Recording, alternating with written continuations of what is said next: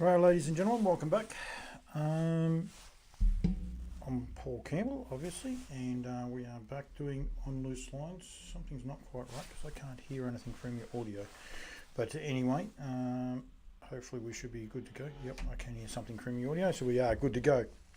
Okay, Monday night for On Loose Lines from now on, where we can just talk harness racing and have a little bit of fun. It's a little bit tricky for me through the winter months to be able to do that, so I want people to be able to get involved. Now, I've had a little bit of a catastrophe during the weekend or over the weekend doing a live stream. We had an issue with the stream, so I had to go to Plan B, and Plan B is obviously not quite the same computer, so there's a couple of things I can't do. I can read your comments. I will see all people's comments both on Facebook and on YouTube, so please get involved with that if you want to get onto the Facebook, the YouTube page if you're not on the Facebook page, and all your comments will be seen. Just kill the audio, sorry about that, and but please get involved via the audio as the comments section in the YouTube feed as well. So I encourage people to do that. The show is just to have fun, get messages out there and increase activity, if you like, in harness racing. So I have got that there on the side. We're going to get Johnny Cox on in a minute in New Zealand. Got a couple of important things to talk about there with Johnny, and Mark Hughes is going to come on from Woodlands. Each week I'm going to have more and more guests, get it a little bit easier to get things sorted out as well, and be able to get the messaging out there for people to be involved there. Good evening to you, Jeffrey, and I do apologise, that's the only one I can't do just at the minute, is the comments don't come up, but please fire them through. Got them down there on the side of me where people can hear them. Good to see you back, Jeffrey. Unfortunate for you, the D's are out for the year, but that's I suppose that's one of those things that does happen this time of year. We all come in and out, and the Blue Baggers are in a little bit of trouble as well. So anyway, we'll go from there. Some pretty good things happened today. Jackie Barker, congratulations to Jackie Barker, 500 wins, which is a mighty achievement that would have flown under the radar of a lot of people. So plenty to talk about. The Dominion, of course, the Eureka, Fighter Command. Thoughts go out to Jess and Greg, Jess Tubbs and Greg Sugars. We'll put the Lara J1 just over there. At the minute, see here, Fighter Command is actually legitimately fighting for his life, I believe. He's got a really bad dose of colic or something to that extent anyway, and he's on the operating table. I don't know exactly. I do know that it is very, very serious. So, hopefully for Jess and everyone there involved. James McDonald, hello to you. But hopefully to everyone involved that he does survive. He won't be taking part in the Eureka, that is a given. Very, very bad, sad twist for the connections. I apologise, that was not a pun.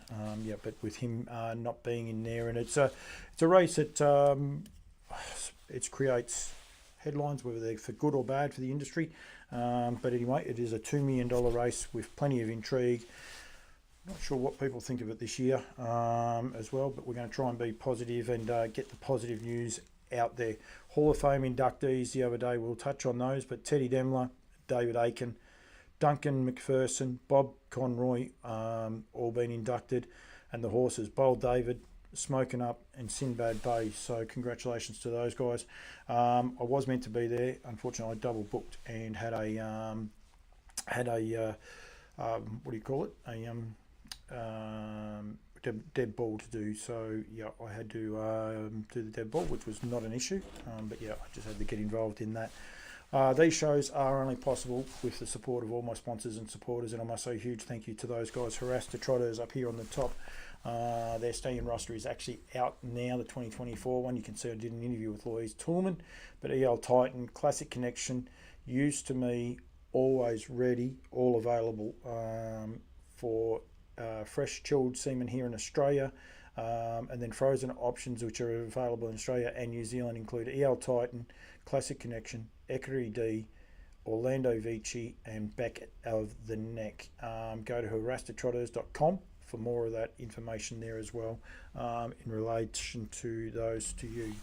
Hello, Jamie Lee, Pete Mahoney, Ashley O'Brien, Stacey Kirkham. Good afternoon, evening to you guys on a Monday evening. So we've got plenty to talk about there as well. We're going to touch on some stuff in New Zealand. Of course, a bit of information just coming out there as well. Woodlands Stud, great supporters of Campbell's Comments, have been since its inception, as well as Barrastock. There's no mistake why that's there. Barrastock were actually my first ever sponsors, supporters, so they do a great job. We will change those up, but yeah, I quite happily put that up behind me. Them and Kentucky Equine Research, always been great supporters and providers for Campbell's Comments. Woodlandstud.co.nz. .co.nz. A couple of things I still haven't got on this computer is the websites, but that's okay. You'll find it. Click on that, go on your socials, Facebook and the likes. You'll be able to find that as well down there, but you'll be able to see that. So go to woodlandstud.co.nz to find out all of the latest information, including information on all their stallions. Of course, betters the lights. Geez, he looked good. The photos the other day were stunning of him. Leaving the IRT, going from there. Might be able to find it. Now, if I'm right, this microphone should work exactly the same here as what it did there. We might just see. Yep, I reckon I remember what it is because it's a funny one.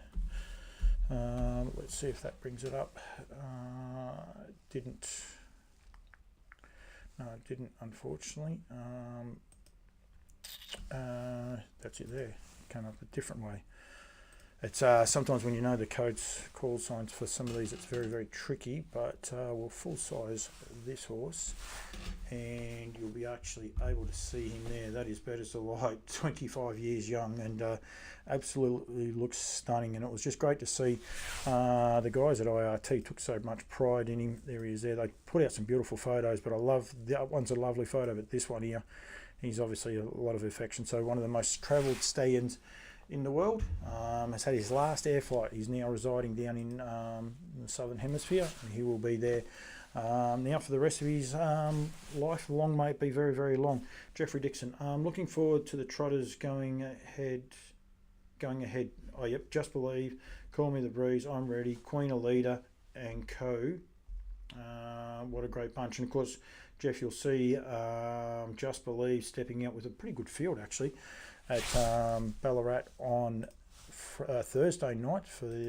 I'll get the race up properly. I don't want to butcher the name. I should know it off the top, but the John Slack Memorial.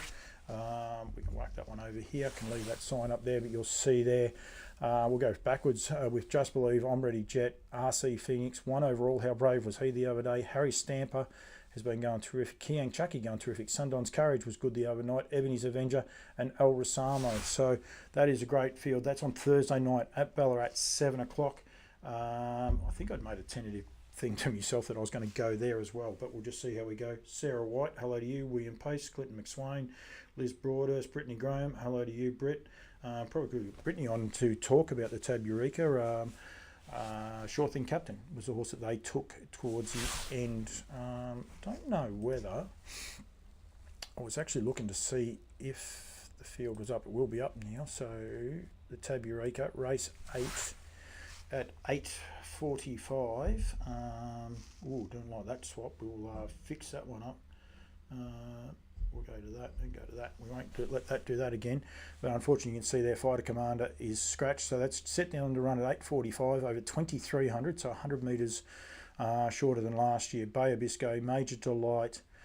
I Keep Smiling for Success Stud. Sure Thing Captain for the Tab, as I said there before. Whisper a Secret, First Emergency. I don't think, to be honest, they're all first emergencies. I was going to say they can be selected. Any of these horses can be selected, and the Tasmanians have to take a spot there.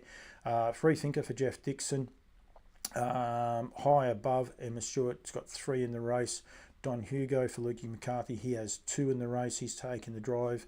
Oh no, he's not. I shouldn't say that. Captain's Knock and Never Ending has drawn 14 there, with the emergencies being Dangerous, Ragazzo di Tilly, Doug's Platter and Whisper a Secret are your 4 emergencies. So that's going to make for that to be a very, very interesting race. Donny, Anthony Butt, hello to you. Joe Addard, Stacey Lee as well. So plenty going on there as well.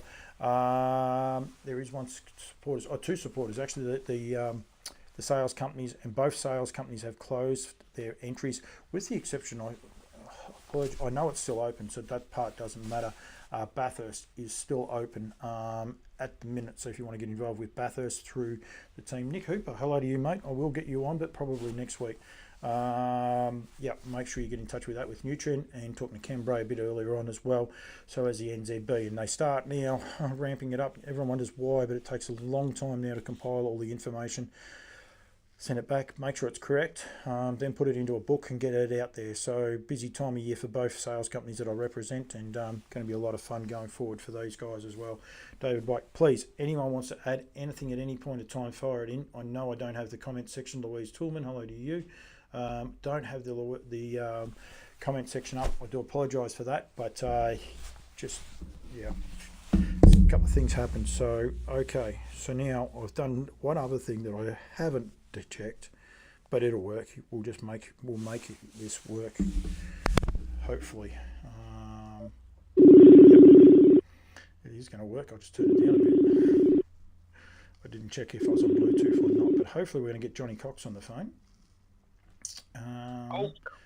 Johnny, can you hear me, mate? Yeah. Hear you? Yep, that's a bit better. We got you now. How are you, my friend? Yeah, very good, thank you, mate. How's yourself? Very, very good, thank you. One, thank you for joining me. You sort of didn't really know about this. Myself and Kimberly were sort of doing a little bit of backward and forward, but that part's okay. We might start off actually, because Ants on there as well. I noticed that too. But Kim had a fall yesterday at Ashburton. How is she, mate? Yep. No, she's okay. She's a bit stiff and sore, and but yeah, definitely could have been a hell of a lot worse. So she's a tough trooper, so she'll bounce back pretty well.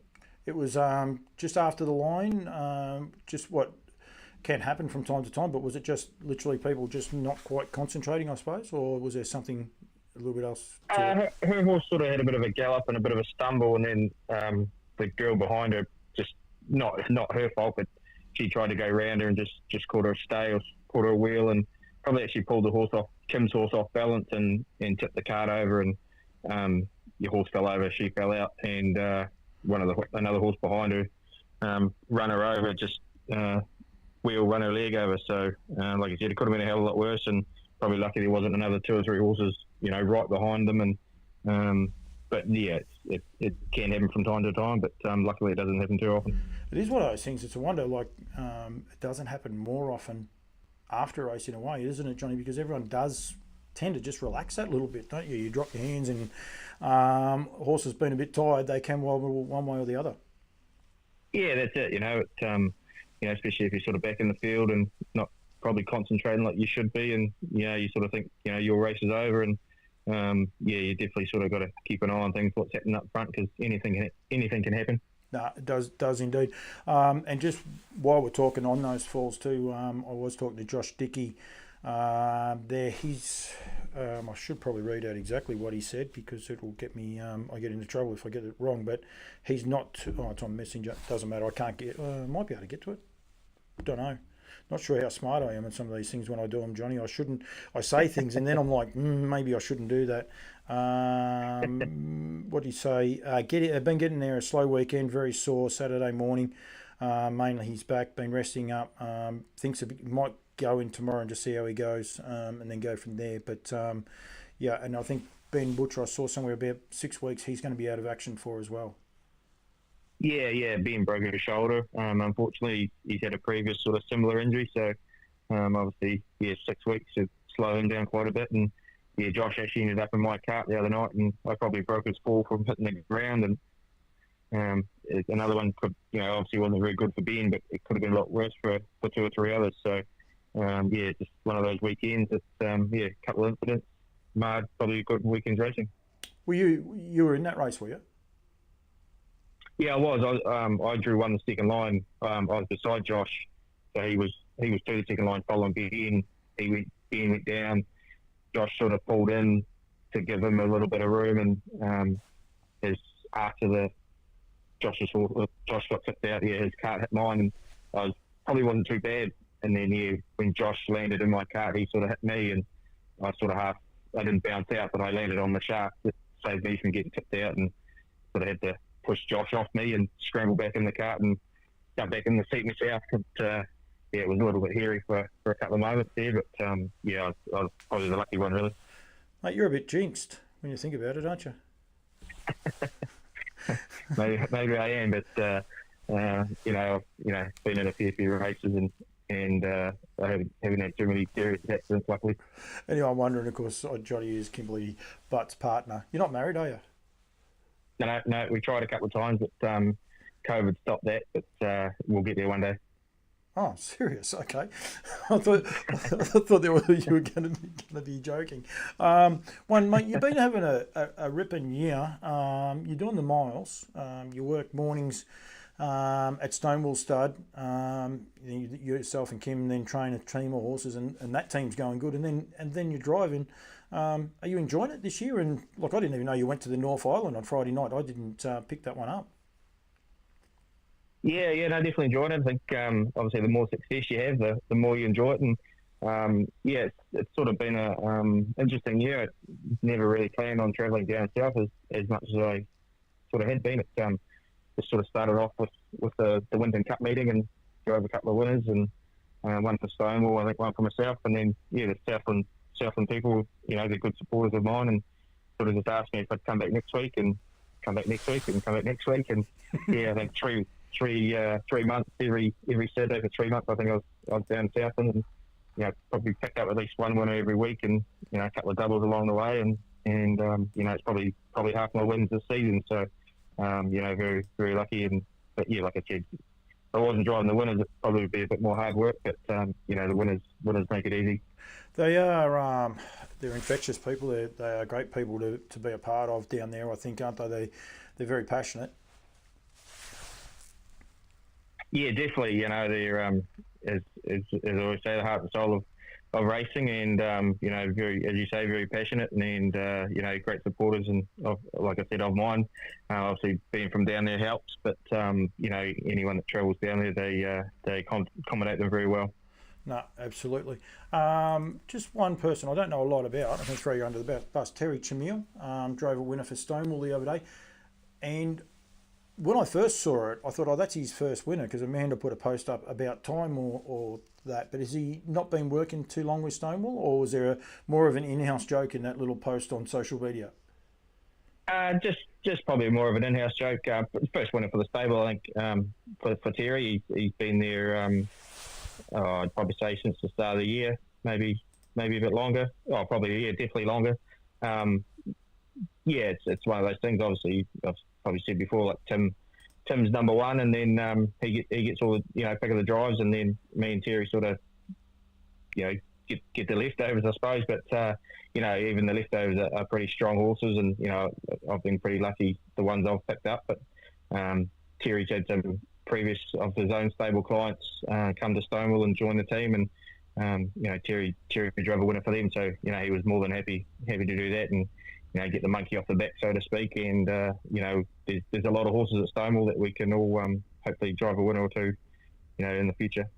I just noticed then, I just clicked onto Auckland on Friday night, and you've got a good book of drives there already, and I would imagine a little bit that probably depends on whether Josh does drive as well. You might even be able to pick up a couple more up there. Is that going to be something that's going to be regular for you as well, mate, going to Auckland on the Friday nights?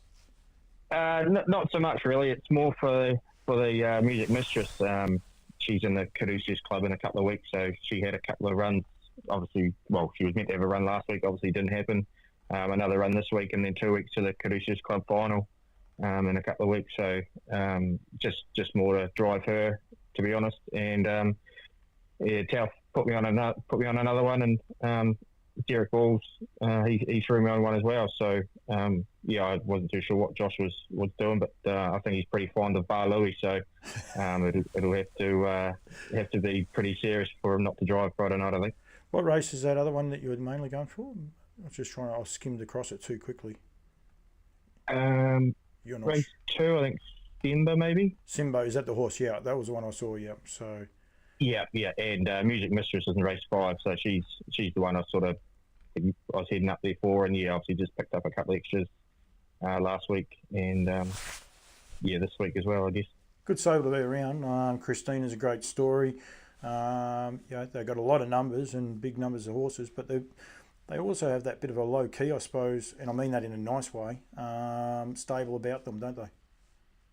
yeah, they just go about the business. And Steve Stockman's a great supporter of harness racing. Obviously, he's in it in a big way, and we're just trying to do our little bit to help get a bit of money back. I guess he's put a lot of money in the game, but he's bought a lot of nice horses, and there's a lot doing a good job, and plenty of 2-year-olds going around this year, and there's definitely going to be a lot more next year too. So hopefully, definitely wish him the best. Can you win with Music Mistress? I think so. Yeah, she probably really well. She didn't really get a run last week, but she did go up there pretty ready. Obviously a wide draw and a bit of gate speed inside us, but she is a lovely filly, and I sort of wouldn't go all the way if I didn't think we had a chance. So turned a couple down Friday night at Addington, so hopefully I've made the right decision. No, I'm sure you have. We've got the great man Brad Steele watching too. That was an unexpected plug you just got there, Bradley, for Auckland. I should have possibly rang you before I did. Are you going to Wyndham on Thursday? Surely not. Yep. I think I've got half a dozen down there. So yeah, no, a bit more travel. So the air points are ticking away quite nicely. So hopefully you can pay for the next holiday. Yeah, too. You're in the first too. 12:52. You're probably in the last, are you? Let me see. No, you haven't got to drive in the last yet, so you're not trying hard enough, mate. But 4:40, that's you're in the second last, so that's not too bad. Yeah. Have a share and get away. When do you get time to work your own team? Obviously very lucky. My dad's here, and he does the joggers in the morning, and then me and Kim, we sort of get home about lunchtime, and we do some hobblers. Lunchtime sort of finish maybe 2-3 o'clock. Have a bit of a break, and then go feed up and spend a wee bit of time with Kenzie. So it's definitely full on, but I've got a lot of support. We've got a lot of support around us, which you can't do without. So sometimes there's a couple, usually of our own ones that might miss a day here or there, but we've got good owners, and we make sure they're looked after first, and one's probably come second, but just trying to do a wee bit of everything. Yeah, it must be a struggle. You've got to be. It's a funny thing about sliding door moments as well, Johnny, because Brad Steele sent a message here. Bought a horse off Jay Cox a few years ago, Whedon's Express. Man, I hope it went good like that now that he's the CEO of HR. No, I think he did a good job. He won a couple for us here before we sold him, and I'm pretty sure he probably raced it over a lot of Australia, covered a lot of territory, I think. But no, I think he probably paid his way, and I'm sure they would have had a bit of fun with him. Very true. Timmy White, good fella that Johnny, drove my team for me, is what he said there. And then Johnny Turner, the other great Johnny from down there, we get them ready for you, Coxie. So Johnny's claiming he's the trainer now too, as well, by the sounds. Yeah, he helped out Brett Gray and does a good wee job with Brett's team, and I think he claims a couple that I've driven for a win. So no, Johnny's a very passionate harness racing fan, and he does a great job with his media down south. So it's always good to get a compliment from Johnny. Yeah, if you're an Australian and you want to be able to follow the content, especially down south, but he does do a lot of the South Island. He'll do also stump stuff through the North Island as well. Don't worry about that. It's Southern Harness News with Johnny Turner. So Southern Harness is the best way to find it. There's a couple of pages down there that Johnny does a lot with as well. So make sure you get on there and give it a follow, especially now the winter months are starting to be behind us, if you like, and going from there. So yeah, he's a very, very passionate man. We need more people like that to promote this sport and keep the sport going up. None of that was what I got you on here to talk about. This could go forever. I told Hughesy 6:30. He's got no chance. We won't worry too much about him, Coxie. What we'll do, we'll actually do the prostate cancer awareness. I've got the video playing here at the minute. Robbie Close and Blair Orange decided you'd jump out of a plane to raise awareness for prostate cancer, mate. Firstly, congratulations. I think it's a mighty effort. How was it? It was amazing, mate. Absolutely buzzing afterwards. I wasn't too nervous beforehand. Obviously, you think about it, but it's one of those things that it's not really in your hands. You've got a fella strapped to your back, and he's the fellow I think that I had at over 17,000 jumps or something like that. So well experienced in what they do and very casual about things, and it sort of relaxes you at the same time. And when you're in the little plane, you're buzzing away, getting higher and higher, and you sort of look out the window and you think, oh, yep, no, we're getting up there. We can't be too far away. And the fella looks at us, we watch, and he says, oh, no, we're only 11,000 feet. I'm thinking, geez, we've still got 7,000 to go here. But no, we all got up there, and you sort of slide down the plane and sit on the edge of the door, 2-3 seconds at the most, and away you go. So definitely wasn't a lot of thinking involved, and just more catching your breath. And it's a bit cold up there, and you're doing about 200k an hour free fall for the first 75 seconds. So definitely a massive thrill. And then they pull the parachute, and you can sort of catch your breath and have it relax, and then try and enjoy the view. But no, it was definitely amazing. I'd recommend it to anyone that had the stomach for it. It's as high as you can jump in the Southern Hemisphere. Anyone wondering? You can't go any higher. So I think well done to you guys. They do a great job. I'm not sure if you can see all of the footage, but again, I know it's either Trackside have got it or Harness Racing New Zealand have definitely got these videos where you can see them. There's been one of Robbie Close released recently. I don't know if this one's been released yet of yours or not, but thanks to the guys at HRNZ for forwarding this one onto me when I was interviewing you. But this is a great keepsake for yourself, albeit that part's probably not ideal where your cheeks are blowing backwards. But geez, they do it so well, don't they, these guys? They do, yeah. It's like I said, it's more trying to catch me breath, and there's a third fellow with the camera, shoved right in your face. So definitely wasn't probably the prettiest moment of my life, but I can definitely say I've done it. And but no, that, like I said, the guys there were great, very relaxed, and made you probably helped me enjoy it a lot more. And but just when we landed, we're all laughing, and probably would have gone and done it straight away again if we could have. But we're just doing a little bit for the prostate cancer promotion.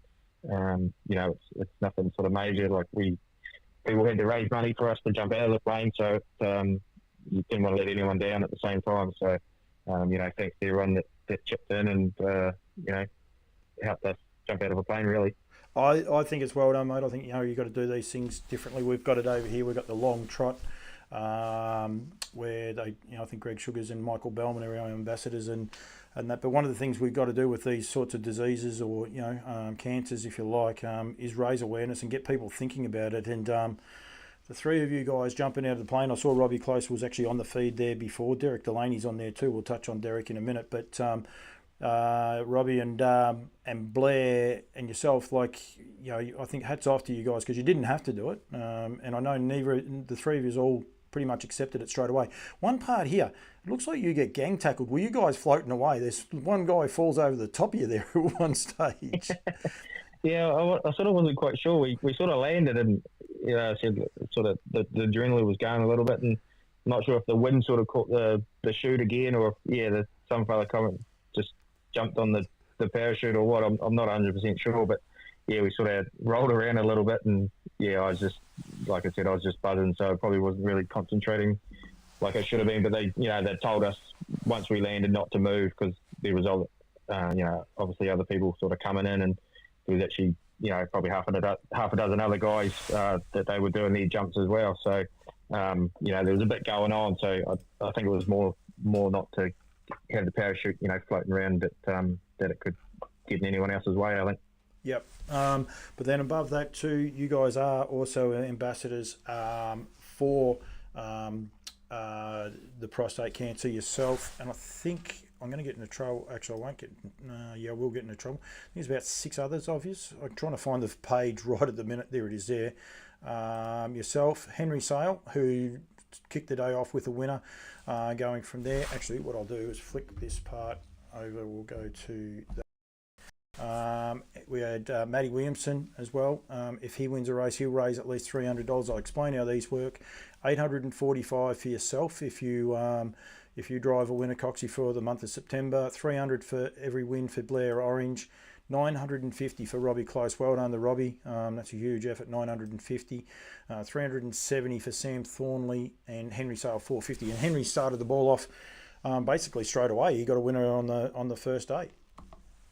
Yeah, he did. It was a great effort, and I think Blair won the first race yesterday, so he got things going. And yeah, Henry done his bit as well. So they're just the South Island ambassadors. I think there's another half a dozen or five, six in the North Island. I think there's 12 all up. So it's a great effort from the boys to put their hands up and obviously wear the blue pants and just do their little bit, as I said before. I encourage everyone to go to the Harness Racing New Zealand Facebook page, or go to the website as well, but the Facebook page, they're there currently, and you'll be able to see it. I'll actually, how am I going to do that? Just go to that one there, and we'll go here. Matty Williamson's on screen there, and Wayne Spanger, Total Lawn Care Company, Robin and Geraldine Wilson, Ken Johnston, Tony Cross, Andrew Fry, Matty and Charlotte Williamson, Bruce and Colleen Negus, Sumo Hand, Luke Whitaker Racing, and HRNZ and the clubs. Every time he wins, those people contribute, whether it's $1 or $4 or $5, and that raises that to that $300. So, there's no real commitment, because Matty might have a month where he drives 50 winners. They're going to donate that same amount every time they do that. So I think well done. And yourself, good to see you've got Footright Flats there as one of your sponsors there, Johnny. Matty Markham, Advanced Properties, 940 Racing, Total Lawn Care as well for you, and HRNZ and the clubs as well. So good to see they're all getting behind you as well. Yeah, obviously a few friends, and they obviously want to support the cause as well. I think the first year I didn't drive a winner, and the second year I might have drove one, but luckily picked it up a little bit last year, and hopefully we can just keep improving, and like I say, just get the money in the bin and help out the research and as I sort of keep saying, just do our little bit. Sometimes it's not the big things that count; it's just the little things. But there's a few of us there, so hopefully we can get the money up. And I think we raised about 30,000 last year, so we definitely want to beat that this year. Yeah, I think you're trying to aim 45. I was trying to find the grand total, I couldn't find it. I'm not sure. Emily might be able to send that through to me if she's watching. It's good to see Catherine McDonald's on there watching. There's plenty of people here. Rossi Sugars is there as well. Derek Delaney said, well done, lads. So I think that was terrific from you as well. There was one other comment here. Oh, no, Brad Steele. I get a regular weather update. He's enjoying the heat wave over there. It's got to 16 degrees, so I think he's happy with that. I don't know how he's going with the weather.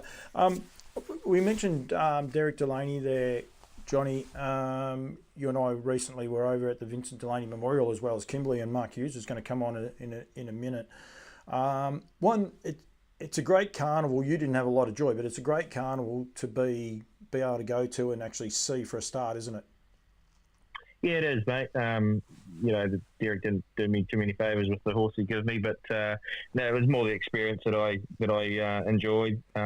Just being out there and experiencing it, and even just wandering around the stables, and it's probably for a low key sort of sport, I guess, over that way.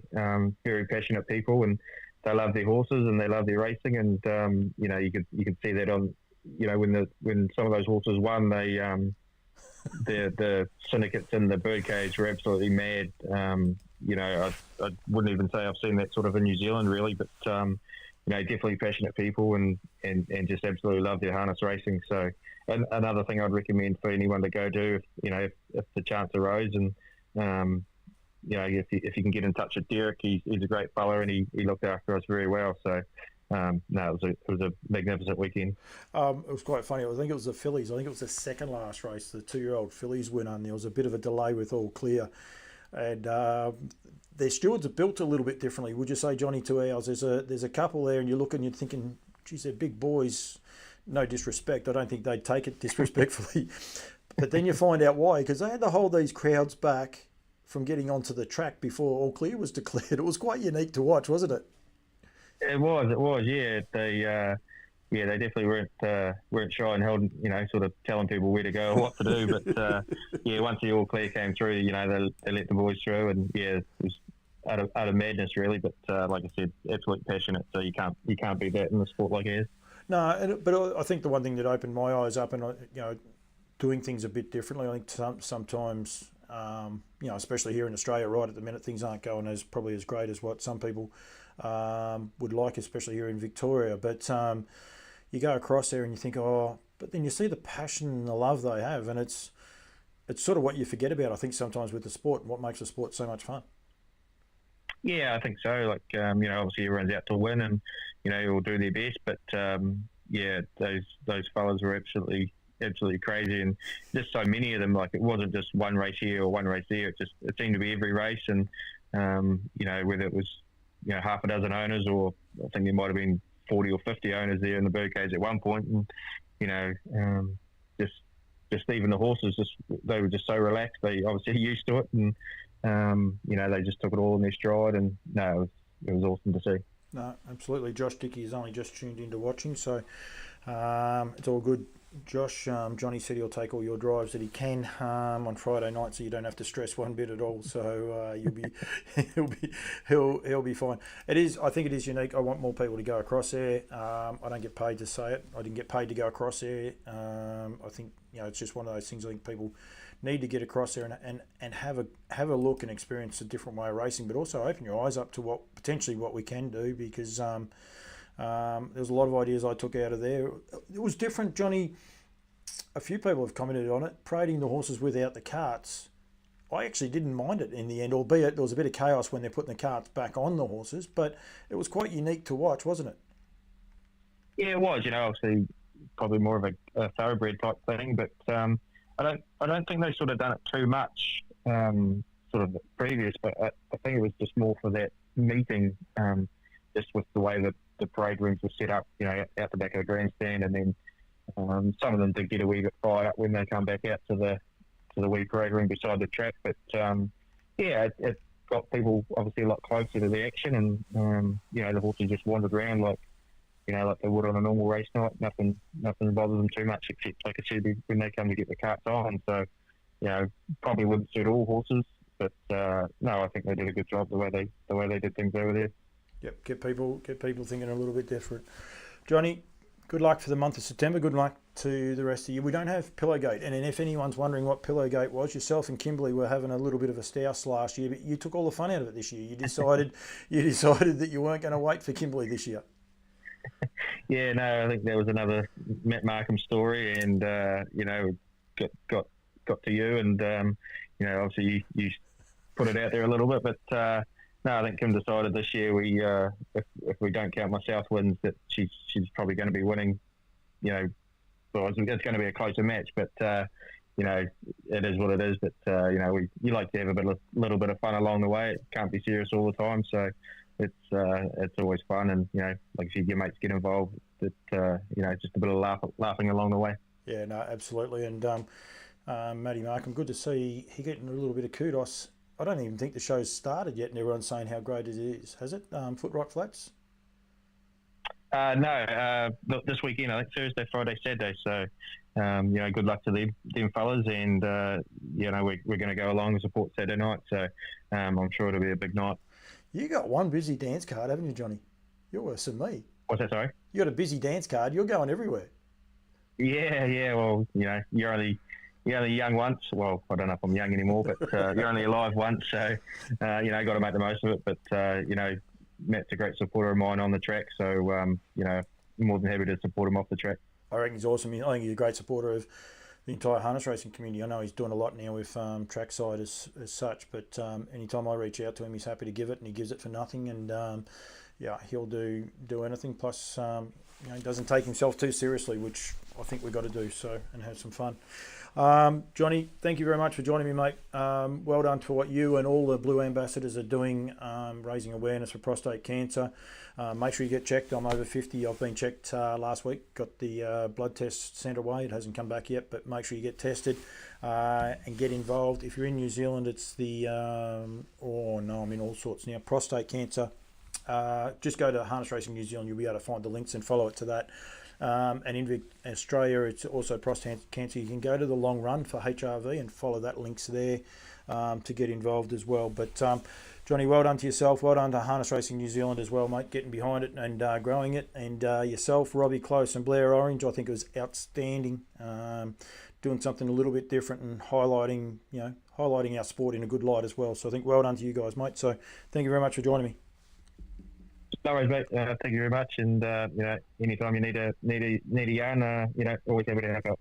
Thank you very much. We'll take you up on that offer. I want to continue to grow these, especially on a Monday night. Just make sure you cook Kimberly some tea at one stage, or look after her since she had a buster. But she'll be fine. I'm sure her dad will come over and look after it anytime soon. Not. Yeah. All right, mate. Thank you very much. No worries, mate. Thank you. Cheers. We have Johnny Cox. Good man. Got to meet him, as I said, over there. I need to push that one and that one off. Vincent Delaney, I've known him for a long time in New Zealand, does a great job. He's having a stellar year. Well done to all of those three guys. I'm going to get into trouble from the guys at HRNZ, but just go to their links and it'll be there. They're just slightly different terminology, if you like, with the wording. This is the long run. So if you type in the long run and you can follow it to HRV, the long trot, you can actually follow this through. I need to push that one down, doesn't matter too much. And we want people to donate. We want people to actually to sign up. I've signed up to do 72Ks. I did 4K yesterday. I was hoping to get a 6K in today. That didn't happen. And Lee Rowbottom, we're the only two people doing the run at the minute. But also, as I said, both Greg Sugars and Michael Bellman are going to be there and raising money every time they go around. So I think every time they win a race, they get $250 to be donated to the prostate cancer and the long run. So every time the boys drive a winner, for the month of September, the goal is 5,000. We're at 164 at the minute. I don't have anyone supporting me, but I'm sure we can work around that. I put in 72 last year. I did 200. I think I said I'd do 72 Ks running and whatever the rest worked out to on the bike. And then I did my sciatica. So, she was a tough run last year, but we got it. We definitely got it done. But follow the links to the long run. And again, you can find those on HFE's website, or you can also go to any of the Facebook posts. There was an interview done with Michael Bellman, and you can follow the links there just to donate or get involved. If you're a HRV participant, you want to get involved, get some people to support you as well. It would be a great cause. And making roads. We do so many great things in harness racing. It's ridiculous. I think we, probably one of those things we don't, I forget the word, don't promote enough about how much we do in the industry, both sides of the ditch, right around the world. Tim Tetrick and these guys do so many things as well to raise awareness and funds for so many of these I suppose things we're trying to raise awareness. Breast cancer. I said there before about the Hall of Fame inductees, of course, Duncan McPherson and the Lynn McPherson Sprint Series and Need for Speed as well. So that'll be coming back up in February, where the drivers wear teal pants. And this one is for the boys, so make sure you get behind it. Trent Mason, hello to you, another fine Kiwi. One thing I did notice on Coxie's, but I'm going to get Mark Hughes on the phone very shortly, but the video, I forget, the North Island is, I think it's 400 metres wide at its narrowest point. I reckon they were jumping over the top of it. You can actually see it. Jill Stockman, the team's having a great run, albeit unfortunately a little bit of an issue the other day, but congratulations, Jill. You'll be very, very happy. 5 winners 2 weeks ago. I did see that, so that was a terrific effort there as well. So well done to those guys, and sharing the love around with a few of their drivers as well. I'll just try and we've just got to get Mark Hughes' phone number up so I can get the great man on the phone. Take that charger out and give him a bit of room. Hopefully it will anyway. Going from there, so he might answer, he might not answer. Evening, Cobber. Hello, mate. Of course, Mark Hughes joining me. You're there, I gather? No, I'm here, mate. Good as gold. I thought we had another gremlin in the system, but that's all fine. Firstly, mate, thank you very much for joining me, and it's good to catch up again with Johnny Cox. You and I got to find out a lot more about he and Kimberly recently over there in the Vincent Delaney Memorial. Yeah, look, we had a great weekend with them, Friday, Saturday, Sunday, Wolverhampton, and few hours in the bar there at the Novotel over those nights as well. So, look, a special few days there for all of us that travelled across for that trip. And, mate, we've already penciled in for next year, haven't we? So, all good. Yeah. The dance card's getting busier and busier.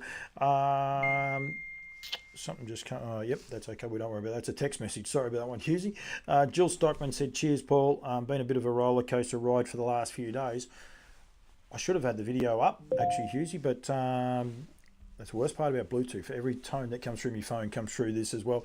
Of course, with Lather Up getting his first winner in New Zealand the other day, and trained, of course, by Stonewall Stud, I suppose, is the best way of putting it. Steve and Amanda. Yeah, look, Tactiva was a very good debut last Thursday at Wynn.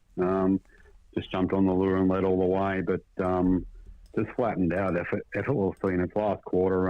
Just jogged home in 26, mate. So it looks like a horse with a little bit of substance rolling forward. I reckon he might be an even better 3-year-old just looking at him. So, yeah, positive vibes for Sudsy. Yeah, definitely, and of course they all arrived. Don't worry, Hughesy, I am working on a plan. Don't stress too much. You know when I'm thinking too much, but this is him here. He is in front. Johnny Cox, actually, man in question, behind the leader, and Brent Barclay behind the leader. Johnny Cox outside of the leader, but this horse just going to the line for Timmy, just under a really easy. Well, not you won't even say a hold. He's just rolling along, isn't he? Yeah, look, he's just finding the line very, very easily, comfortable, not under a steer or anything. Tim's just sitting there, mate. And as I said, like, I'm in 26. Looks like he's got a horse that's got a serious future, if everything comes together. Good little, nice little horse to Sudsy, and probably a little bit reminiscent of him at the same age, if you want to hack back through his 2-year-old racing, did pace a lot like his father. Yeah, he's had a couple of good winners here. It's interesting. Jill's put in there Suds, S-U-D-S. They don't put the Y in there, but Suds is one of Mandy's favourites. So the name's sort of starting to stick a little bit, isn't it, Sudsy? Yeah. No, we gave him a nickname, obviously, after, you chortle back through his pedigree there back in the day when we first shipped him down, and obviously his name and his mother's pocket comb. So there's a lot of great little names that have come along based on his family. It is actually one of the great names when you do go back through his family. There's so many great names back there. I encourage people, look at him. He's like one serious racehorse, retired the equal fastest horse at the time. Of course, that's since been beaten by Bulldog Hanover. But Bulldog Hanover still holds the record, does he not, or not? Yeah, Bulldog went 45 and 8 at 45-4, I guess, was it, at the Meadowlands? So, yep. Which is the equivalent of 45-8 down here from memory. So, yeah. I'm just seeing if Harness Racing New Zealand, sometimes they'll get it. So Pocket Comb is out of Shampoo Girl. And of course Bean Boy in the pocket, but I don't know if I'm going to be able to. No, the only horse will come up is Lather Up, unfortunately. So, but if you do get the chance, get onto one of the USIE sites and go through it. It's actually a brilliant one to go through there. Mickey Blackmore, Duncan McPherson is watching. Of course, well done, Duncan, for getting inducted into the Hall of Fame. Derek Delaney, was that Johnny Cox galloping again? He was good at that at Wolverhampton. Yep, that's the same bloke. Derek's a bit like the rest of us, mate. We don't miss a chance, do we? Oh, no. We all love a drive-by. So, there's nothing wrong with a drive-by. As long as people, see there's a lot of humour in it as well. So, all good fun. Rightio, mate. The boys arrived the other day. I just got to make sure. Just give me 1 sec, John. I'm going to kill the audio on that, which I don't know if there was any on it or not. But they arrived safely on the farm the other day. Always it's a great occasion. I think the sun always seems to shine. You don't get too many of the wet days when the stallions get off the truck. But I think the farm and the staff get up and about when the boys return. Yeah. Oh, look, I think it's always, we know that things are well and truly underway, and the fact that they've sort of been around the corner for a fortnight or so in quarantine, and got off that big plane journey from the Northern Hemisphere, and then, as soon as they arrive, there's always a little bit of relief, but also genuine excitement, when the boys arrive. down and they settle in, and they've all settled in a treat. They've all had a practice collect last week, and the season's well and truly underway today. We bred 3 mares on farm today, so in New Zealand, and we start into Australia next Monday. So it's all going. 7 or 8 foals on the ground already too at home. So there's she's well and truly underway from our point of view. Interesting to see. It was interesting to see Cody Charles. I'll get to you in a sec, and Nellie Melba. But it was interesting. You just said that already serving mares already. Like it's I admit it is the 2nd of September now, but geez, it does come around quick, doesn't it? Yeah, pretty much. We always look. There was a possibility we might have shipped to Australia this week, but we just narrowed it down, our focus, and thought we'd be ready to go next Monday. So, look, mate, it's the start of September. Spring's here, and as they say in the classics, she's all go. It is indeed. Cody Charles, g'day, boys. How was the VDM? Parents heading over there next year. Kevin and Annette will well and truly look after you guys. Derek will make sure he puts you up in the right hotel as well, and they'll have a ball. Cody, you should be coming with them. You shouldn't be sending them. You should be coming with them, I would suggest. Yeah, Cody should be there. So, and look, Derek and the Charles family have a link with the Stallion Foreclosure, who is up there, and they have the Frozen Seaman for down here. And I think, from memory, Foreclosure had one of the Group 1 winners on the Sunday afternoon when we were there. So, there's a nice little link there, and the Charleses are, phenomenal breeders in Perth, and backing up the truck with us once again this year, So, it'd be great to see Kevin and Annette over there next year, mate. Yeah, it will be, and it is a lot of fun. And Derek has Sweet Lou as well. The service fee to him, I think he has always been Mickey. I'm not sure who else he has actually, Derek, but I know he has Foreclosure as well. So he has about 4 or 5 on his books, I think. Look, they've got access to the great North American horses like we have, but via Frozen. They've got a very big relationship with Diamond Creek Farm, as you're well aware. Diamond Creek had a massive crew there through the VDM. Like they came from all over the world for that particular meeting, and mate, what a time it was. Yeah, no, absolutely. I hit a couple of buttons wrong then, but we did get it all sorted. It definitely was. Any updates with the boys? Of course, I caught up with. Oh man, all Stacey Markham, or Stacey White. I'm almost still in trouble a little bit. Last week, I think it was, with a preview of the team. But are there any important updates we need to know about Hughesy? Oh, look, I just think for Australian breeders, they just need to note that we'll be starting on, the 9th of September. That is Monday week. The boys have settled in well, really well. Betters and as I said, we collected all of them last week, had a practice run. Scarily, a horse like Seaside and Lou and Lather Up with their first clean out, they probably could have covered, 60 to 80 mares between the 3 of them. So, in their first collect. Look, the boys are back, they're fertile, they're happy, and Onward and Upward Better's semen was terrific as well when we collected him last week. And, when he got off the truck there and he had the dapples and the sun, punching onto his back, he just looked spectacular for a horse that's 26 years old. Quite hard to believe. He's that age, and in that, what a physical specimen he is. Yeah, no, and that's what Nellie Melba said there. Such a beautiful boy.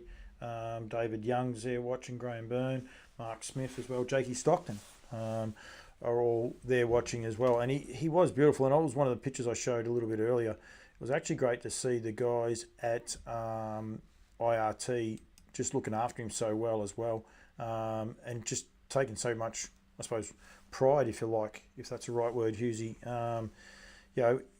with him there the other day.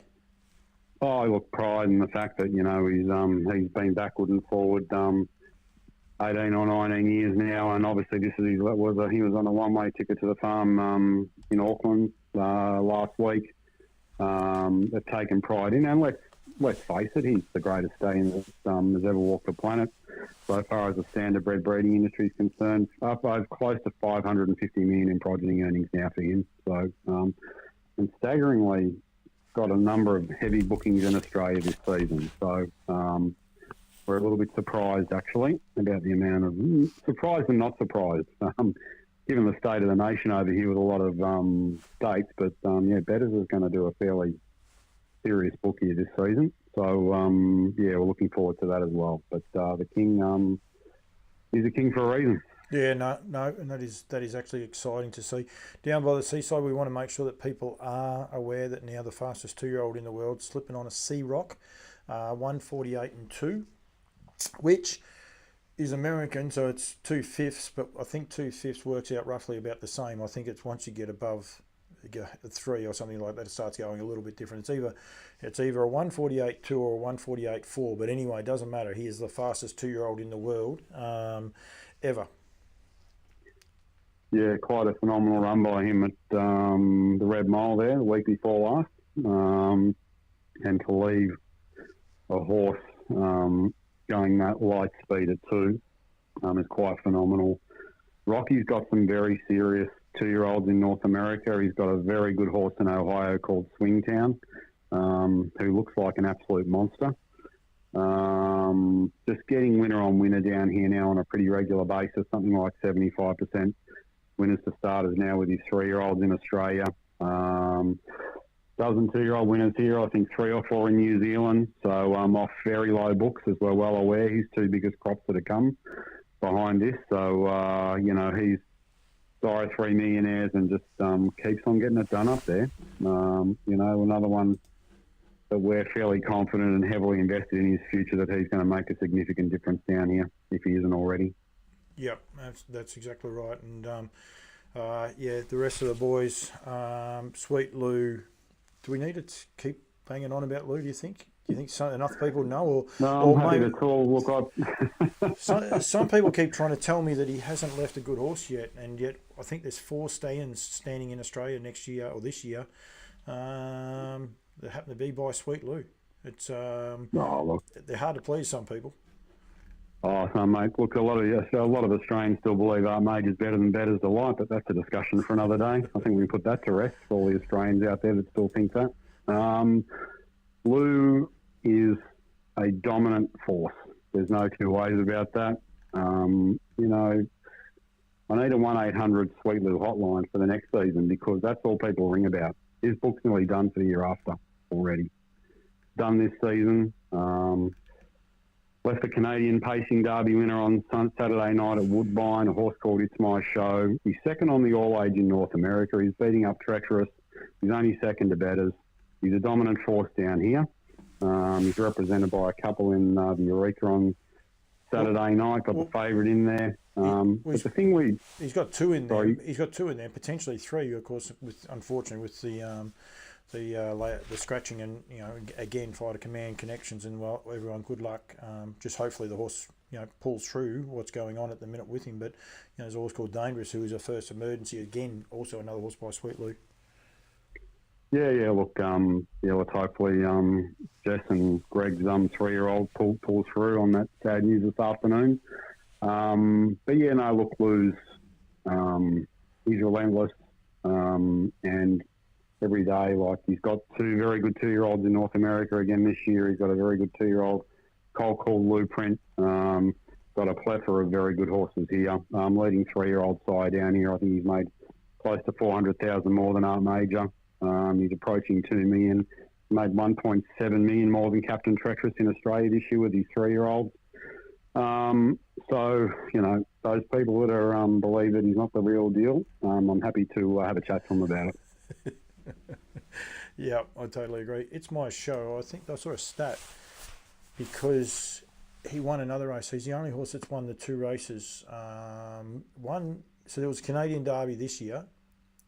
Yep. Which is a 4-year-old race, and I think he won the other race at Mohawk.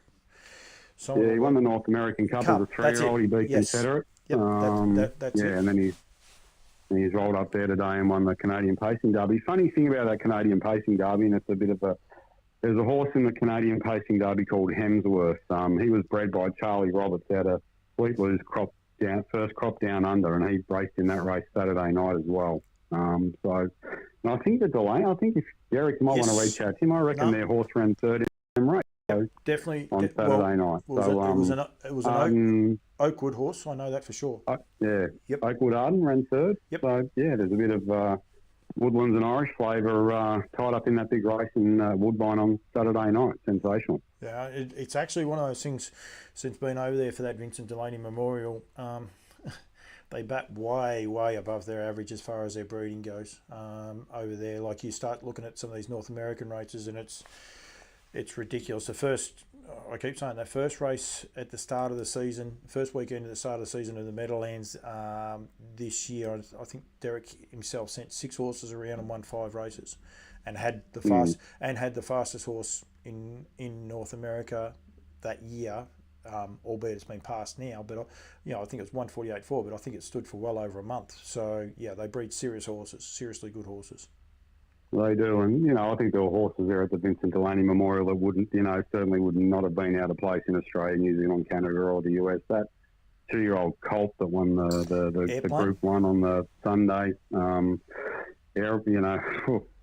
he wouldn't, people like Casey Coleman and Trittons were hanging around the race after that, having a good look at him. He would certainly be a nice addition anywhere in the world. That horse, he was a rock star. It was actually quite unique to see how the Americans operate, I suppose, is the right way to say it too, Hughesy. What you said then is exactly right. Also, the horse Always Be Colour, who unfortunately we didn't see him at his best. He didn't go that well, but we saw him at his best as far as appearance. He was the coloured horse by Always Be Mickey, but they hover, is fair to say, the trainers, don't they? They complement the owners and all the rest, but you've got a fair idea what they're up to as well. They work a room a lot differently to what the Aussie and Kiwi trainers tend to do.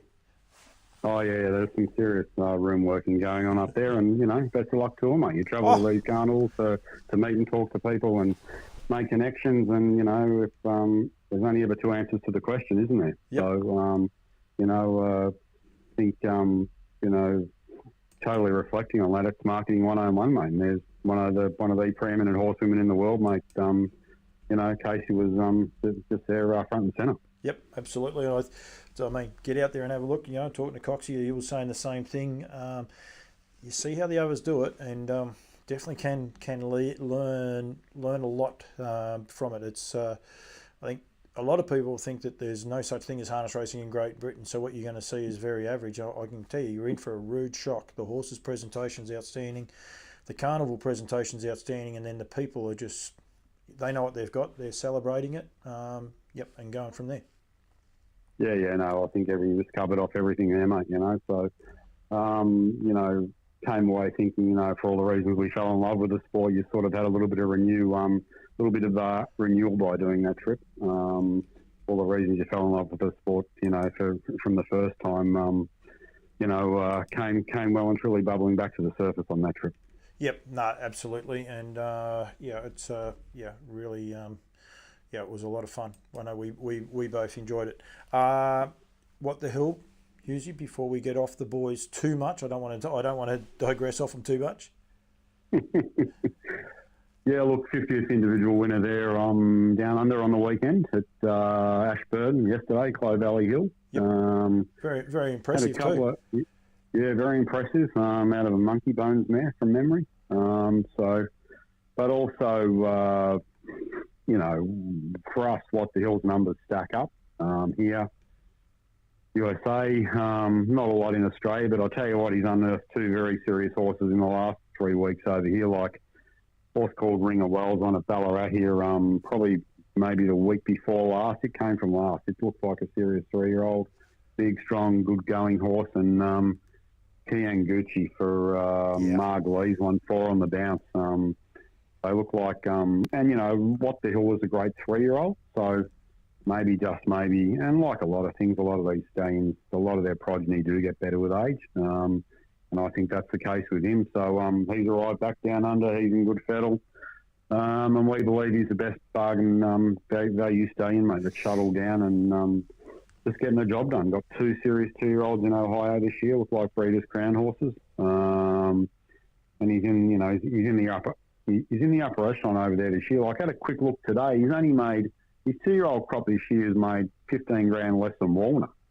Wow. And you're paying 30 to go to Walner, and you're paying 5 to go to What the Hill. Yep. So, and as I've always said to people, if he hadn't had the Hamiltonian taken off him, he'd be a 10 or 12 grand stallion. He would never have got on the plane. So yeah. I was a bit cheeky. If you want to go back and watch the interview with Stacey, Stacey says, "I would try not to show that video or highlight it," but I went and found it and put it in there because, yeah, it's it's one of those ones that is a little bit of a head scratcher. That so, but anyway, we won't dwell on it too long. But yeah, it definitely was. If you've got any questions for Hughesy, or if you want anything about the rest of the week and going forward. Is that all you've got, Hughesy? Because I'm not going to hang up on you. Look, so as I say, and just one more, and I know for me it's very special, American Ideal, like 50 individual 3-year-old winners in Australia this season from 61 horses to the races. That's 80% winners to starters. Wow. Quite unbelievable maths. So we realise and acknowledge that he's gone, but his legacy here is going to be huge. He's also the equal leading 2-year-old sire winners in Australia this season with Sweet Lou. They both had 21 2-year-old winners this season, American Ideal and Sweet Lou. So, and the scary thing as well is there's another big book for American Ideal behind this one. So, you know, his legacy is big, and I'm quite proud to say, that, what he's done, particularly in Australia, for the 5 seasons he stood here, is, his legacy is going to be big, and I know that I'll shout it from the rooftops, mate, because I'm quite proud of the work we did with him here, and especially with Kath along the way. So, yeah. And he was a real cool dude. I enjoyed going there and videoing him. Yeah. Yeah, and all that's got to be recognised, mate. He was a great horse, and I'll keep shouting that from the rooftops as I constantly remind Kath about. So yeah, and she should be shouting about it too. I know he's gone, but his legacy for her is going to be big as well. So just on that, we start next week on Monday the 9th. We've got a new courier called Belinda Chong. Her and Joel will do the first week together next week. Belinda's a member of the community of Echuca. So she works at Echuca Race Club with our other Belinda Richardson. So she'll be the courier for in Australia for both Lower Long and Woodlands Stud. She'll take over from Joel. So we welcome Belinda next week. All the same situations will apply with all our groups going forward. WhatsApp chat groups, delivery will still, all the Woodlands team will be from New Zealand in Melbourne by 11 o'clock on Monday, Wednesday and Friday, and then we'll be on the normal routes with Qantas and on the road the same day. So I look forward to Belinda joining us. We thank Joel for his last 2 years. What an amazing attribute he was to both farms. Yep. He'll be there in the background doing some things, but circumstances change for him. So we welcome Belinda along, and looking forward to season's already underway, but anyway, more importantly, looking forward to next week, and things are really rolling. No, absolutely. Tim Grant, Anthony O'Donnell, George Lee. I think Kath did an introduction. If you go to the Lower Long Farms Facebook page, you'll be able to see that there as well. So don't forget to, if you are watching, get your questions in. Hughesy, you wear a different hat quite a lot. A lot of people don't realise how long you've actually been in harness racing and some of the sides you've seen. I don't know if you saw today. Actually, I need to get this picture. How am I going to get that up in 5 minutes? No chance. But Jackie Barker today drove 500th winner, which is, huge effort for a young lady in the industry. Yeah, that's a massive effort by Jackie, 500 winners, and, she's got a car and will travel, and a lot of, hard work. Her hard work's paid off, and hopefully there's many more in for her, So, I don't know if she's looking for a sponsor or not, always reach out to her. I'll tell her, don't worry about that. There'll be people I reckon she broke the Speeding Spur last season, so you never know. So, yeah. Actually, Speeding Spur has his first runner this week, I think, on Wednesday at Maryborough. So there you go. So first runner ever? That's his first proper 2-year-old, yeah. There's not a lot of them, but yeah, there's a 2-year-old, I think, on Wednesday. I think Dennis Payton's got it. So, yeah. You do know where Wednesday night is, don't you? Bendigo. Sorry? I just said Wednesday day. I know, but you know where Wednesday night is, Bendigo. I just like to throw those ones out there. Well, it's every Wednesday, isn't it? So, yeah, they don't change. It's, of course, is the Vic Breds, the Harasta Trotters Vic Breds on Wednesday at Maryborough. Who'd you say trains it? Dennis Payton. It's in race one. Speedy. Dennis Payton's got it. Speedy Comet. Speedy Comet. Yep. There you go. So she's a comment. That's a nice horse of his. So, yeah. So that'll be a lot of people will be tuning into that. That's for sure. So yeah, good day of racing. Had a few actually. qualifiers in New Zealand, so yeah.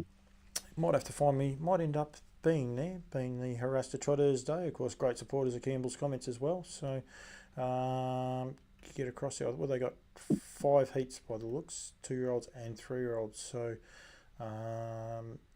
yeah, going from there. Good lot of horses, good lot of first starters. Haven't had a good look at that. Probably something I should do. Right, Hughesy. One, Emma Stewart. Amazing effort at Kilmore last week, training the card at the meeting. I said, jokingly there, you've done a lot more in the sport. You've been around for a long time. That's a huge effort, isn't it? Yeah, no, that's almost like back to the days of when Vinny would, win half a dozen races or 5 races on a card. To have a clean sweep last Thursday night at Kilmore, quite phenomenal indeed. Mate, I've been around the block a lot, mate. I was working back at Moonee Valley in the 80s, mate. So here we are now in 2024 and still punching along. It's one of my claims to fame. I don't know if it's necessarily a claim to fame, but the pieces would have trained.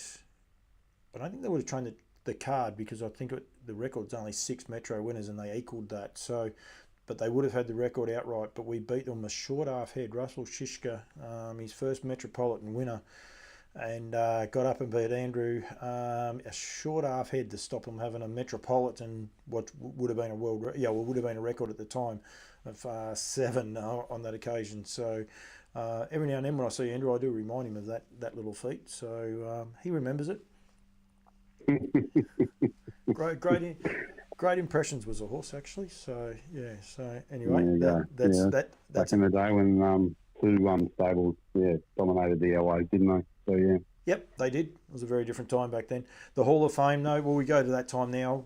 In a way, that's what I wanted to talk to you about. Teddy Demler, inducted, sensational that he is. I actually thought he would have been in there beforehand, but I do know he's actually been elevated to legend status. Sorry, but even that I would have thought he would have been in that beforehand as well. But he done a lot for the industry back in the day.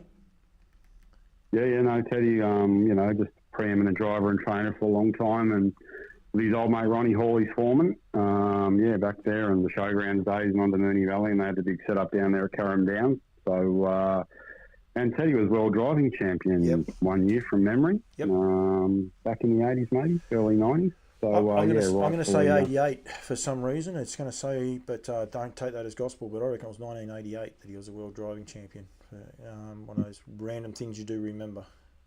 Yeah, rightfully, and rightfully, as you're saying, inducted into the Hall of Fame on the weekend. We'll stick to the trainers just for the minute with Bob Conroy himself being inductee. It's a pity he wasn't here to celebrate that, but brought so much colour to the industry, and David Aiken as well, both great stalwarts of our industry, Hughesy.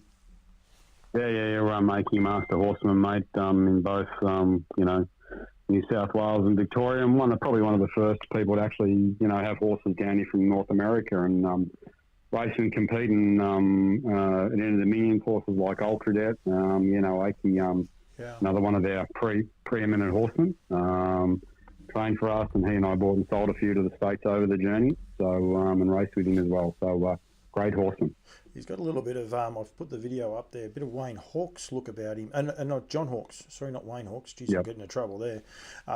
He doesn't look one bit like John Hawkes. But John Hawkes, not Wayne Hawkes. Yeah. Looking like Wayne Cobber. No. Duncan McPherson, a gentleman you and I have had a lot to do with. He was watching the show earlier. I doubt he'll be still watching it now. Another inductee, and rightfully so. Yeah, Mac's contribution over the last couple of decades, and even right back to when his family got introduced to the sport, 40, 50 years ago, his contribution has been amazing.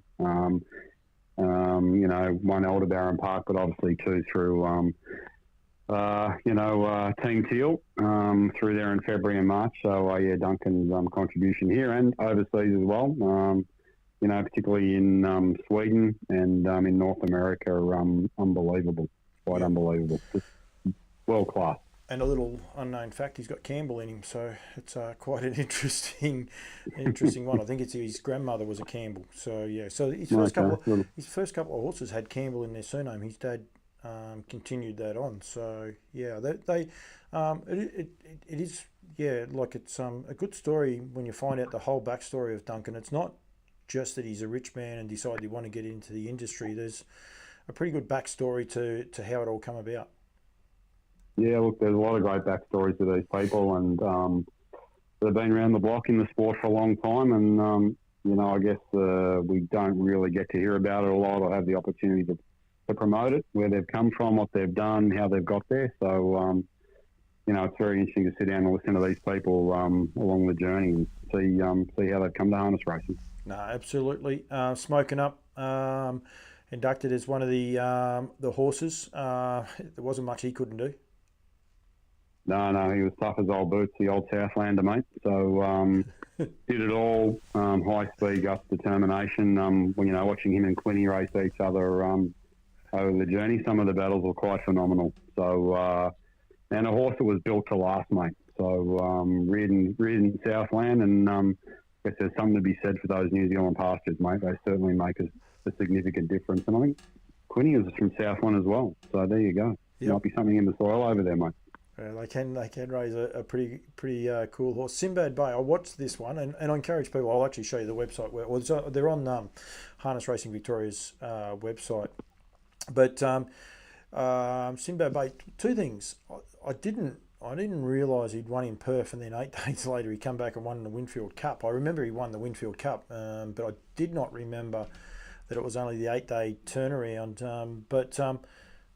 Whatever happened to the Winfield Cup? Now, I know it can't be named the Winfield Cup because it was named after a pack of cigarettes, but wasn't that a time-honoured race? Has it been rebadged as anything, Hughesy? Do you know? You'd be pushing my memory there, mate. So, but yeah, Sinbad Bay, what a horse he was. And that was that affinity at that time when Vinny had a heap of Tasmanian horses, and, they're all by a stallion called Torado Hanover. Yep. Sinbad Bay, I think Digger Neptune, Jane Allen, and there was a plethora of others as well at the time. Like, they'd just be fishing them out of the Apple Isle, and they'd be coming to Moonee Valley and winning on Saturday night for fun. Those Tasmanian horses that Vinny did have. So, mate, he was a rock star, Sinbad Bay, no doubt about that. Yep, and then Bold David for Alfie Simons, grandfather of Lisa Miles, and great story. I'm pretty sure, I'm actually going to try, and Lisa doesn't know this yet, but I'm going to catch up with her. But I have a funny feeling this horse may have broken a leg, and Alfie nursed him back to the racetrack. He was a super horse, tough as old boots, a bit like Alfie. Yeah, and look, you're stepping. I think this is before you and I were born, isn't it, Colin? So, yep. Been a twinkle in our father's eyes. But he was, one of those horses from the showgrounds era. When trotting was the only show in town on a Saturday night. Yep, absolutely. He actually only about 40 minutes. Alfie Simons was born and raised, not that far at all from here. You can get a discount on your Uber, Hughesy, if you want right now. That's what that last beep was. He was raised just up the road, actually. So, it's quite unique, actually.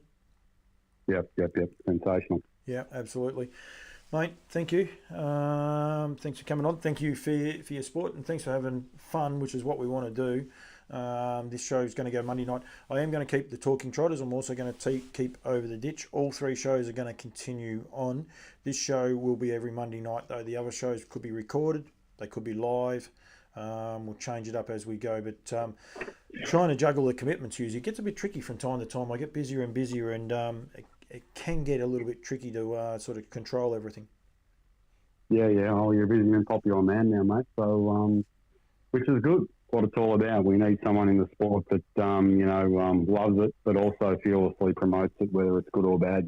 So you're not an in-house journalist like our racing and harness racing authorities have now, mate. So which is good. I don't think I'm always correct. So, and I don't take myself seriously. So, Lance Justice, I haven't changed one hat tonight. I was going to change them. I've got to get me hats back. Usually, that's one thing I've got to get. Got a few up there though, but I've got to. We're getting there. I got the. Paulie Rouse gave me that the other day. He said, "Oh, you need this for your office," and I thought, well, I think we've got to celebrate these things. Chris Alford's driven over 8,000 winners. I think it's it's an amazing achievement. We need to celebrate those things, don't we? Yeah, I think so. There's a lot of special, people in our sport that have achieved great things, So we just got to celebrate them more, mate. Horses and human beings, mate. So, yep. Yeah.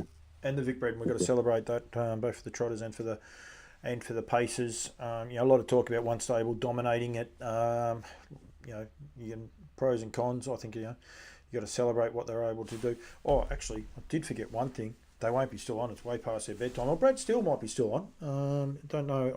I'll find out anyway. But of course, harass the trotters with Call Me the Breeze and I'm Ready Jet. Of course, heading across for the $400,000 Dominion Handicap. That's going to be one very, very big carnival now, Hughesy. The New Zealand Trotting Cup week or 2 weeks. 2 weeks, if you like, now with Kaikoura as well.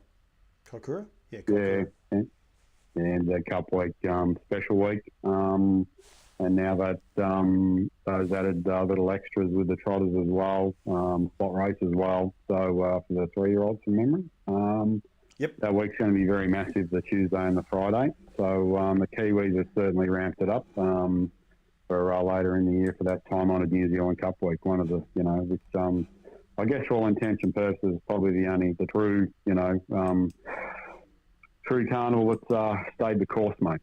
Yep, and that's when we should be setting all our races back from that, and it'll be so much easier to do. I don't know what that one was. Can't find it. It is actually the Velocity and the Ascent, I think, are the name of those 2 slot races, Hughesy. Yep. I can't find it very quickly. I thought there was a link to it on the homepage, but there's not. But that is those 2 slot races that are going to make it unique. Massive amount of riches in what's going to be a great carnival, mate. Thank you so much. Thank you, as I said, Cody Winnell's watching. Hello to you, Codes. Doing good things with pace setters, I think it was. I put it there. Oh, Hughesy, did you see?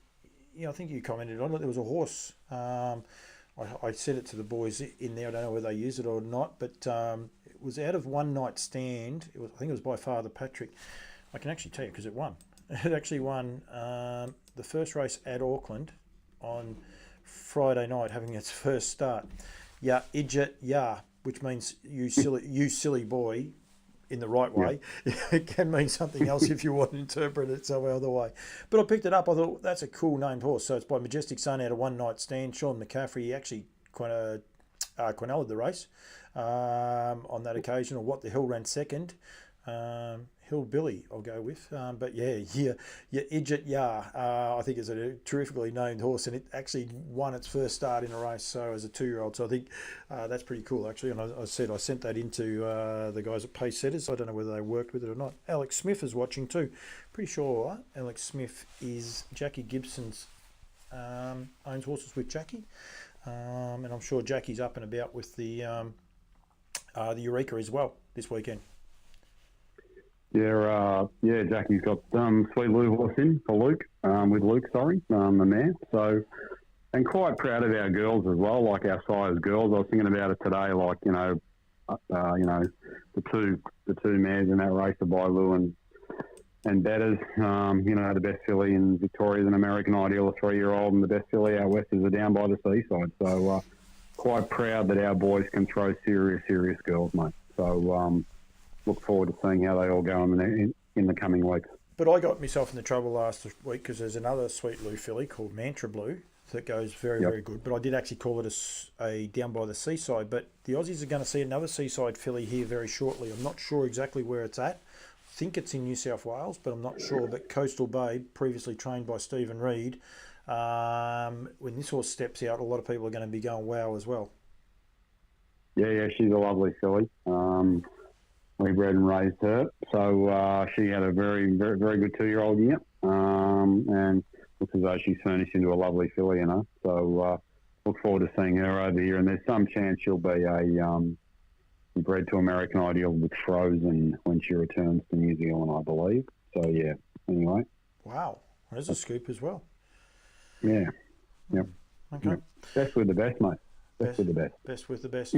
Don't forget, Just Believe trotting out at the House of Rouse on Thursday night at Ballarat. The John Slack Memorial, going to be a great race as well. But of course, these race meetings now and their designated time slots, so that we'll be racing on, as I said, on Thursday night. I think it's about 7 o'clock. So going to be a ripping race with the returning of RC Phoenix. He's another horse that was going to the Dominion Handicap. Don't know if he's going now with Just Believe going, but I know Chris Finozio was very, very keen to go to that, plus a couple of other horses stepping out in that as well.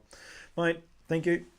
Thank you very much to Woodlands. Thank you very much to yourself as well for your continued support with the industry, as well as all my other great sponsors, Nutrient Equine, Harasta Trotters, Barristock, NZB Standardbreds, and there's one other one, and I'm in all sorts of Woodlands. We would have been in trouble. Plus a lot of support from a lot of other people, including plenty of studs that get me there to do a lot of work from Jake Stockton. I've got to go and do some work for Jakey soon too. But thank you very much, Hughesy. Thanks for coming on the show, and thank you for everything that Woodlands do. No, pleasure, Collar, and thanks to you again. And good luck to everyone breeding this season.